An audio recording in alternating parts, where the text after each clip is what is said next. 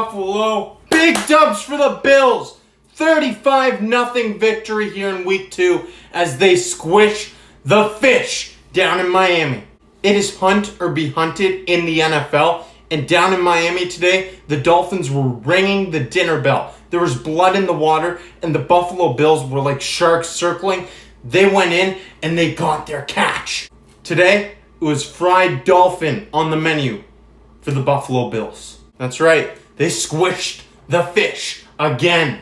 This trend continues. The Bills have won 6 consecutive games against the Dolphins, and this is their biggest shutout they've had against the Dolphins, dating all the way back to 1966. Ever since he took over as head coach of the Buffalo Bills, Sean McDermott is 8-1 against the Miami Dolphins.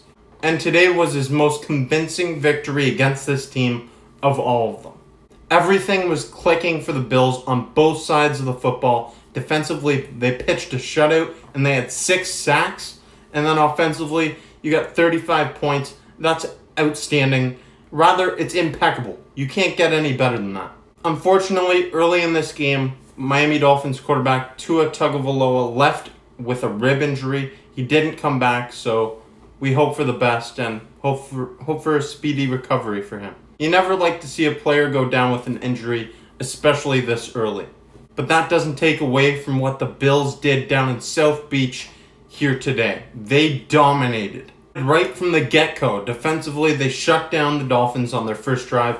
And once the Buffalo Bills offense got the football, they made an impact. On just the second play of the game, Devin Singletary went for a 46-yard touchdown run. He found a lane, and he was gone.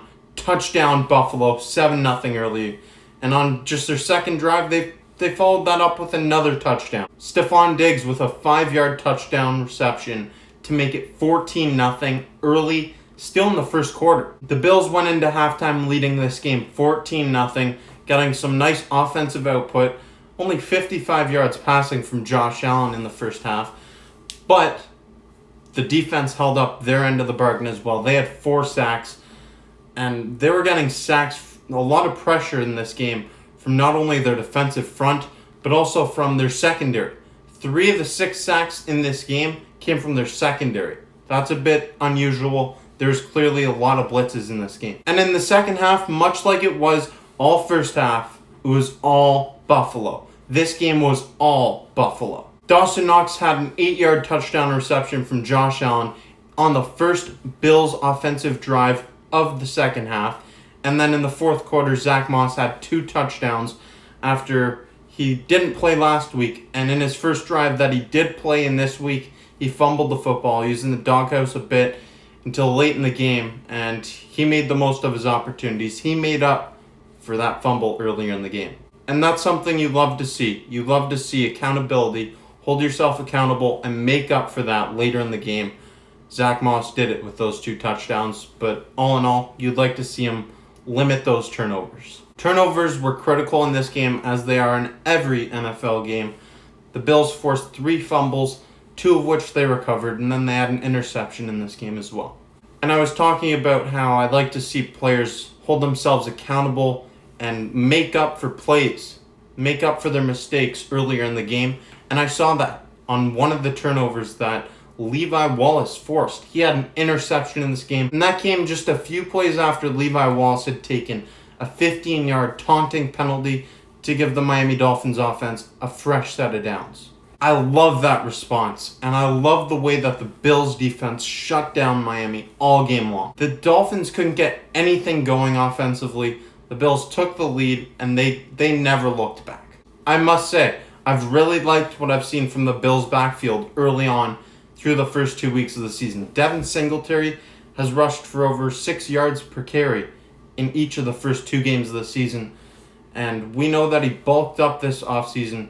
He's coming in, and he's looking good. I love what I've seen from him. I think the Bills might want to run the football a bit more.